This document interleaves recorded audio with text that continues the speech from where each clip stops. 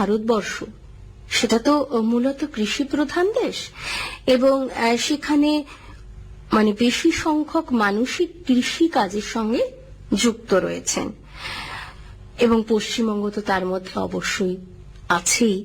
একদম একদম।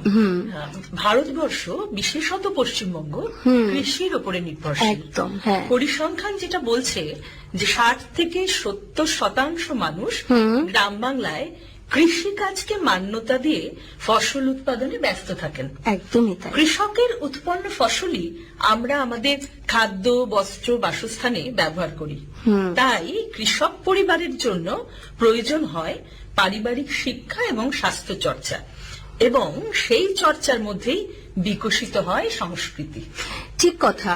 অর্থাৎ কিনা একটা শিক্ষিত কৃষক পরিবার সে নিজে সচেতন হবে, এবং যখন সে সচেতন হবে তখন সে তার স্বাস্থ্য সম্পর্কেও সচেতন হয়ে উঠবে, এবং ধীরে ধীরে সে তার মধ্যে একটা সাংস্কৃতিক চেতনার উন্মেষ অনুভব করতে পারবে, তাই তো? একদম, হ্যাঁ। তো সেক্ষেত্রে আমার প্রথম যেটা মনে হয় ত্রিপর্ণা, সেটা হচ্ছে যে খাদ্য নিরাপত্তা ও পরিবেশ উন্নয়নে পারিবারিক কৃষিকর্ম তো বিশেষভাবে সাহায্য করে, তাই তো? হ্যাঁ। বিশ্ব খাদ্য দিবস যেটা ঘোষিত হয়েছে, সেখানে কিন্তু আমরা যেটা দেখি যে পারিবারিক কৃষি প্রকৃতির সুরক্ষা বা সবার জন্য খাদ্য এবং উন্নত পদ্ধতিতে চাষবাস করে বিশ্ব খাদ্য চাহিদা পূরণের একটা ভাবা হচ্ছে। শুধু তাই নয়, এজন্য কৃষিভিত্তিক যেসব শাখাগুলো আছে, যেমন ফসল, মৎস্য, প্রাণী সম্পদ, ফলজ সম্পদ, বনজ সম্পদ, সবকিছুকেই কিন্তু আমরা এর মধ্যে ধরতে পারি। জাতিসংঘ 2014 সালকে international year of family farming ঘোষণা করেছেন, এবং এই স্লোগানটি আমাদের দেশের প্রেক্ষাপটে অত্যন্ত মানানসই এবং খুবই বাস্তবযোগ্য। হ্যাঁ, ঠিক। তো এই যে আমাদের চেতনার উন্মেষ হবে শিক্ষা এবং স্বাস্থ্যের উন্নতির মধ্যে দিয়ে, সেক্ষেত্রে তো অনেক কিছু এখনো বোধহয় করার আছে, বা অনেক কিছু হচ্ছেও এখনো, তাই তো? হ্যাঁ, আমাদের কিন্তু এক্ষেত্রে অনেক কিছুই করার আছে। যেমন আমাদের কৃষি বান্ধব সরকার, তিনি কি করেছেন সে ব্যাপারে কৃষির উৎপাদনের উপরেই বেশি গুরুত্ব দিয়েছেন। কৃষি বিকাশে আবহাওয়া পরিবর্তন, বন্যা, তারপরে অতিবৃষ্টি, অনাবৃষ্টি, পোকামাকড়ের উপদ্রব, এই জিনিসগুলো তো বাধা হয়ে দাঁড়ায়। সেই কারণে উপযুক্ত শিক্ষা, স্বাস্থ্য এবং সংস্কৃতি চর্চা কৃষি পরিবারগুলোকে দেওয়ার ব্যবস্থা করা হয়েছে। কোন পরিবেশে, কোন ঋতুতে কোন ফসলটি খুব ভালো হবে, মানুষের দৈনন্দিন প্রয়োজনকে পরিপূর্ণতা দেবে, তার গবেষণা নিয়মিত হয়ে চলেছে। এছাড়াও বিদ্যালয়গুলোতেও স্বাভাবিক পঠন পাঠনের সঙ্গে বিজ্ঞান এবং প্রযুক্তির মাধ্যমে কৃষি বিজ্ঞানকে পাঠ্য তালিকায় আনা হয়েছে। কৃষকের পরিবার নিয়মিত শিক্ষা এবং স্বাস্থ্য রক্ষায় সচেতনতা লাভ করছে। দৈহিক পরিশ্রমের সঙ্গে মানসিক স্বাস্থ্য রক্ষায় সংস্কৃতির অঙ্গনে বহু ভিড় জমাচ্ছে। গুরুদেব রবীন্দ্রনাথের প্রদর্শিত পল্লী সংগঠন, নৃত্য, গীত, বাদ্য সহযোগে বন মহোৎসবের মতো বড় বড় অনুষ্ঠান পালন করা হচ্ছে। পরিবারে শুধু নয়, সমগ্র কৃষক কুল যদি আমি বলি, পরিবারে পড়াশোনাকে যেমন গুরুত্ব দেওয়া হচ্ছে, সেখানে কৃষক বন্ধুদের শেখানো হচ্ছে কিছু উন্নয়নধর্মী প্রযুক্তি। হ্যাঁ, আজকে ধরুন আমার বাড়িতে, কৃষকের বাড়িতে, আমার কৃষক যে বন্ধু এই রেডিওটি এখন শুনছে, তার বাড়িতে যে নতুন তরুণটি বা যে নতুন যুবকটি তৈরি হচ্ছে, যে প্রথম এখন হয়তো স্কুল ছেড়ে কলেজে গিয়ে পড়াশোনা শুরু করার কথা ভাবছে, সেক্ষেত্রে তারাও এই বিশেষ প্রশিক্ষণ, যেটা কৃষির সঙ্গে সংযুক্ত রয়েছে, কৃষির সঙ্গে তার একটা নিবিড় যোগ রয়েছে, সেই রকম পড়াশোনার মধ্যে দিয়ে তারও বিশেষ শিক্ষা কৃষি সংক্রান্ত বিষয় হচ্ছে, এবং এই যে আধুনিক প্রযুক্তির সঙ্গে তার একটা মেলবন্ধন হয়ে যাচ্ছে। হ্যাঁ, একেবারে। তো কৃষকের পরিবার তাহলে আরো এইভাবে কি সংস্কৃতি মুখী হয়ে উঠবে বলে আপনার মনে হচ্ছে ত্রিপর্ণা? হ্যাঁ, কৃষক পরিবার কিন্তু ক্রমশ সংস্কৃতিমুখী হচ্ছে। কারণ আমরা অতীতের মতো কোন কৃষক পরিবারে এখন আর সেভাবে আমরা অশিক্ষা দেখতে পাই না। শিক্ষা গ্রহণ, স্বাস্থ্য সুরক্ষা এখন নিয়মিত অনুশীলনের মাধ্যমে এইগুলি এগিয়ে নিয়ে যাওয়া হচ্ছে। আসলে কি বলুন তো, ওই কথাটা যে রয়েছে না, যে শিক্ষাই আনে চেতনা, একদম একদম ঠিক। তো সেটার পরিস্ফুটনও আমরা দেখতে পাচ্ছি। ঠিক, একেবারে। যেমন গ্রাম্য অনুষ্ঠান এবং সংস্কৃতির বিস্তারে নিজ নিজ ধর্মীয় উৎসব পালনের সঙ্গে কবিগান, যাত্রা, ভাদু, টুসু, পাঁচালী ইত্যাদি ও আমরা সঙ্গীত, নৃত্য, অভিনয়, কাব্যচর্চা বিষয়গুলির প্রতিও কিন্তু বিশেষভাবে যত্নবান হয়ে উঠতে দেখতে পাচ্ছি। চাষবাস 12 মাসের সঙ্গে খাল, বিল, পুকুরের জলে মৎস্য চাষ, বাগানে ফলের চাষ, সেই সঙ্গে পারিবারিক শিক্ষা গ্রহণও নিয়মিতভাবে চলছে। তাই কৃষিজীবী পরিবার বা কৃষকের পরিবারও কিন্তু সমৃদ্ধি লাভ করছে। সমবায় প্রথাকে সংস্কৃতির অঙ্গনে বরণ করছেন কৃষিজীবী মানুষ। সমবায় প্রথা কিন্তু একটা নতুন দিগন্ত এনে দিচ্ছে। একদম একদম।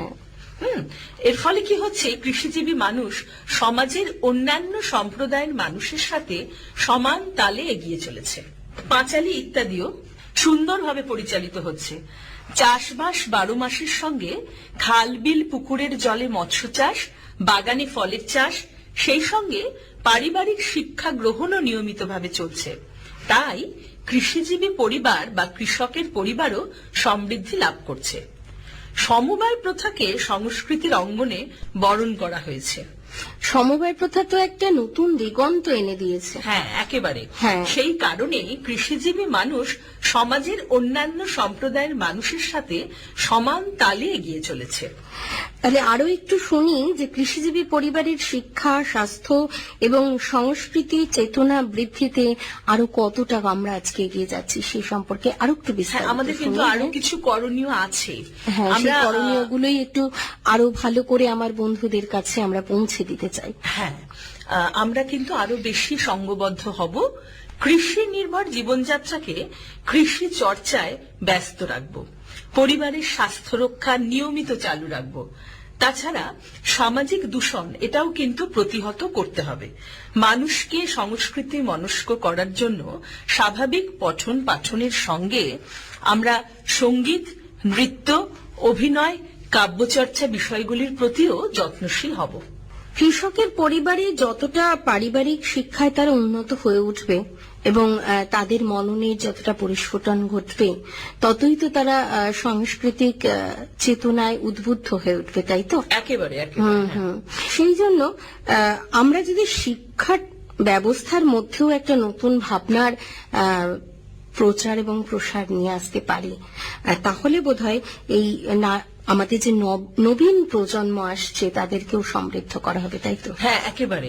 কৃষক পরিবারে পারিবারিক শিক্ষাটা কিন্তু অত্যন্ত গুরুত্বপূর্ণ। হ্যাঁ, কারণ পারিবারিক শিক্ষা প্রজন্মকে নানাভাবে সমৃদ্ধ করে। মানুষের জীবনে যে নীতি নৈতিকতা থাকে, মূল্যবোধ থাকে, সহনশীলতা, শিষ্টাচার, পারস্পরিক শ্রদ্ধাবোধ, অনুপম চরিত্র গঠন, সৌজন্যবোধ, উন্নত মানসিকতা, এই সবকিছুই কিন্তু শিক্ষার প্রাথমিক বিদ্যালয় হলো পরিবার। আবার একটা বিষয়, এর পাশাপাশি ধরুন একটা কৃষক পরিবারে একটি ছোট্ট ছেলে তার বাবাকে দেখছে চাষ করতে ছোটবেলা থেকে, এবং সে কিন্তু তার বাবাকে দেখেই জেনে যাচ্ছে যে কোন সময়ের জন্য কোন চাষটা উপযুক্ত। একদম একদম। তাহলে এই শিক্ষাটা, প্রযুক্তিগত শিক্ষা তো অবশ্যই আজকের দিনে দাঁড়িয়ে ভীষণভাবে প্রয়োজন, কিন্তু তার পাশাপাশি এই যে হাতে কলমে শিক্ষাটা সে শুরু থেকে পেয়ে যাচ্ছে, সেটাও একটা অত্যন্ত প্রয়োজনীয় দিক। একদম।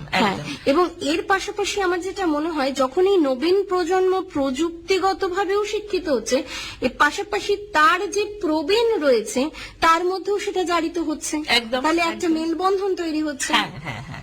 এবং কৃষক পরিবার সেই কারণে বিভিন্ন আদর্শ তাদের মধ্যে আমরা লক্ষ্য করছি, এবং এই আদর্শ মেনে তারা এগিয়ে যাচ্ছেন বলেই তাদের মধ্যে দেখা যাচ্ছে যে তাদের পরিবারের সন্তানরা সুসন্তান হয়ে উঠছে। একটি শিশুকে আদর্শ শিক্ষায় শিক্ষিত করে পরিবারই কিন্তু বড় করে তোলে। কারণ একজন শিশু মনোবিজ্ঞানী বলেছিলেন যে শিশুরা হচ্ছে ভেজা মাটির মতো, এর উপরে যা কিছুই পতিত হয় তার ছাপি ফুটে ওঠে। শিশু হচ্ছে বাগানে কাদামাটির মতো, তাদেরকে খুব আদর সোহাগ দিয়ে যত্ন করতে হবে। শিশুর বিকাশ সাধনে সবসময় পরিচর্যা করে যেতে হবে। পারিবারিক শিক্ষার সঙ্গে প্রাতিষ্ঠানিক শিক্ষা যেটাকে আমরা বলি, সেই শিক্ষারও কিন্তু খুব প্রয়োজন আছে। অর্থাৎ স্কুল, কলেজ, বিদ্যালয়ের শিক্ষায় তাদের তো অবশ্যই শিক্ষিত করতে হবে, কিন্তু এক্ষুনি তুমি যেটা বললে যে হাতে কলমে শিক্ষা, হাতে কলমে শিক্ষা, এবং সেটা সংস্কৃতি পরিমণ্ডলে, সাংস্কৃতিক পরিমণ্ডলটাকে বল, কিন্তু সেই রকম একটা পরিবেশে সন্তানদের যদি বড় করা যায় তাহলেই কিন্তু তারা প্রকৃত মানুষ হবে। এবং এখন বর্তমানে আমরা কিন্তু দেখছি যে কৃষক পরিবারে এটি খুব সুন্দরভাবে মেলবন্ধন ঘটছে। হ্যাঁ, মানে এবার আমরা যদি একটা দিশা দিতে পারি যে তারা কি করে তাদের এই দৈনন্দিন কাজকর্মের পাশাপাশি তারা সংস্কৃতি চর্চার দিকেও এগোতে পারে, সেই দিশাটাও যদি আমরা দিয়ে দিতে পারি তবে বোধহয় আরো ভালো হয়, তাই না? হ্যাঁ, একেবারে। মানে কৃষক পরিবারে সাংস্কৃতিক চর্চা, এটা কিন্তু এখন আমরা নিয়মিত দেখতে পাই। মানে অনেক আগে সেটা কিন্তু ছিল না সেভাবে, কিন্তু এখন কিন্তু এটা আমরা নিয়মিত দেখতে পাই। কারণ একই পরিবেশে সবাই থাকার কারণে বছরে 12 মাস 13 পার্বণে দেখা যাচ্ছে সবাই অংশগ্রহণ করছে। সেটা ধর্মীয় উৎসবে সামিল হওয়া হোক, সেটা সাংস্কৃতির মানে কোন সংস্কৃতির অঙ্গনে নাচ, গান, আবৃত্তি, যাত্রা, থিয়েটার, সেটা যে কোনো রকম অনুষ্ঠানই হোক, সবকিছুতেই কিন্তু এখন কৃষক পরিবার নিয়মিত অংশগ্রহণ করেন। অর্থাৎ তাদের পরিবারের সন্তানরাও কিন্তু একইভাবে সংস্কৃত মনস্ক হয়ে যাচ্ছে।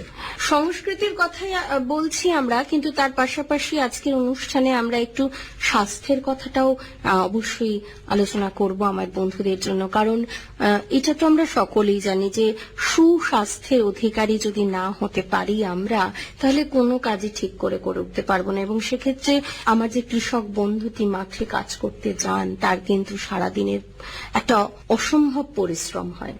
তো সেক্ষেত্রে যদি তার শরীরটাই সুস্থ না থাকে, তার স্বাস্থ্যটাই যদি সুগঠিত না হয়, তাহলে পরে তার কাজটাও বাধাপ্রাপ্ত হবে। সেক্ষেত্রে আমরা চেষ্টা করব যে একটি কৃষক পরিবার যেন সুস্বাস্থ্যের অধিকারীও হয়। একদম একদম।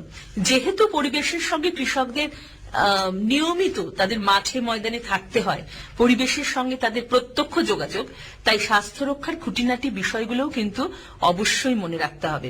শরীরের নানা রোগ ব্যাধির আগমন ঘটলে নিয়মিত স্বাস্থ্য চর্চার মাধ্যমে হয় করতে হবে।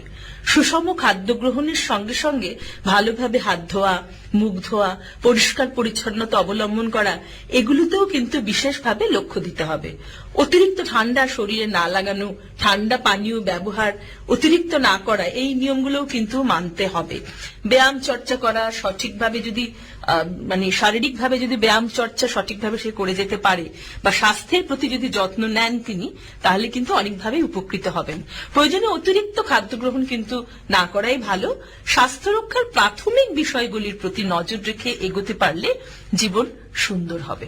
এবং সব থেকে যেটা বড় কথা আমার মনে হয় যে আজকের দিনে দাঁড়িয়ে কিন্তু প্রত্যেকটা এলাকাতে প্রাথমিক স্বাস্থ্য কেন্দ্র খুব কাছাকাছি থাকে।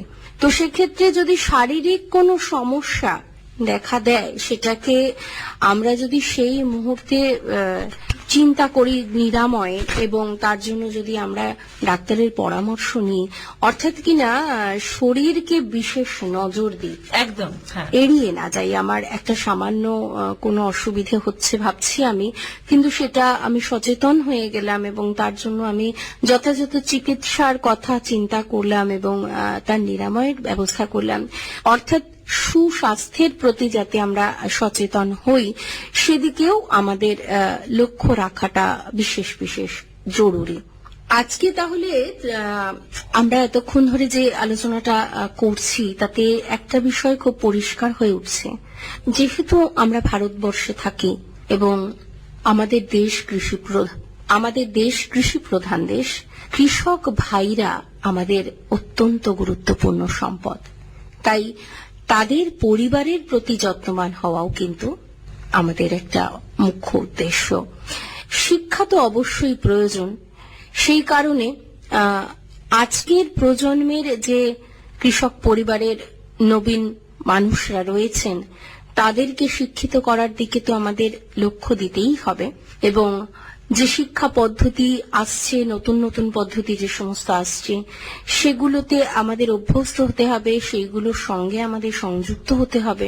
তার পাশাপাশি যেহেতু একটি মানুষ যখন শিক্ষিত হয়ে ওঠে, তার সাথে কিন্তু পাশাপাশি ভাবেই যখন সে স্কুলে যায় বা কলেজে যায়, তার মধ্যে একটু একটু করে কিন্তু সাংস্কৃতিক বোধটাও প্রবেশ করে, এবং সেই সাংস্কৃতিক বোধ ক্রমশ তার মধ্যে চেতনার উন্মেষ ঘটায়। হ্যাঁ, একেবারে তাই। এবং পাশাপাশি ওই একইভাবে যেহেতু সে একটা স্কুলে যাচ্ছে, একটা সে আধুনিক শিক্ষা ব্যবস্থার মধ্যে যুক্ত হচ্ছে বা কলেজে যাচ্ছে, এবং কিছুটা পরিবেশের একটা পরিবর্তন হচ্ছে। হ্যাঁ, সেই কারণে কিন্তু সে স্বাস্থ্য সম্পর্কেও সচেতন অনেক হয়ে বেশি যাচ্ছে। সচেতন হচ্ছে। বাড়ির বাচ্চাটি যখন স্বাস্থ্য সম্পর্কে সচেতন হচ্ছে, এবং সে যখন তার বাড়িতে এসে সেই সচেতনতা তার বাড়ির লোকের মধ্যে ছড়িয়ে দিচ্ছে, তখন সম্পূর্ণভাবে সেই পরিবারটিও কিন্তু সচেতনতা একদম সম্মুখীন হচ্ছে বা গড়ে উঠছে সচেতনতাটা, এবং